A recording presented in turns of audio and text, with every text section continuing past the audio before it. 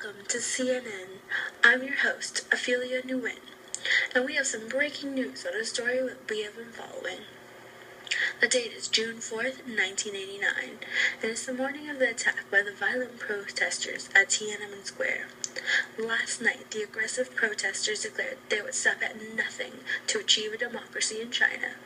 As the clock struck midnight, the protesters took to the street. They became unruly, and it took many soldiers to try and calm them down.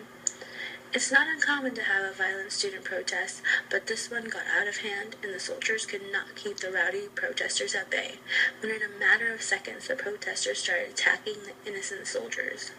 The soldiers, out of self-defense, fought back and injured very few protesters. When the soldiers fought back, the protesters were very scared and exaggerated to the other protesters that were in Tiananmen Square, so that when the peaceful soldiers came to convince the protesters to go home and go back to school, it was a full-on war. They started to attack the soldiers once again, and out of self-defense, the soldiers ended up hurting a few people. But as the sun rises this morning, only a few protesters were injured, while at least 100 soldiers got injured, or even worse, killed. We spoke to a teacher who was there and saw everything firsthand, and I quote, "What a pity that youth must be wasted on the young."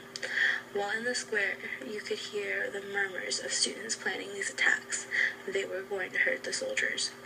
These student protests were nothing like the May 1919 protests that included 3,000 students who protested peacefully against the decision on the peace treaty that ended World War I.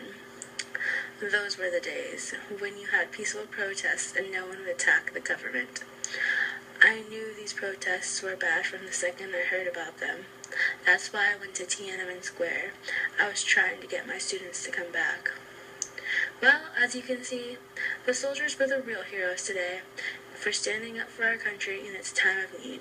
This is Ophelia Nguyen for CNN News. Thank you and good night.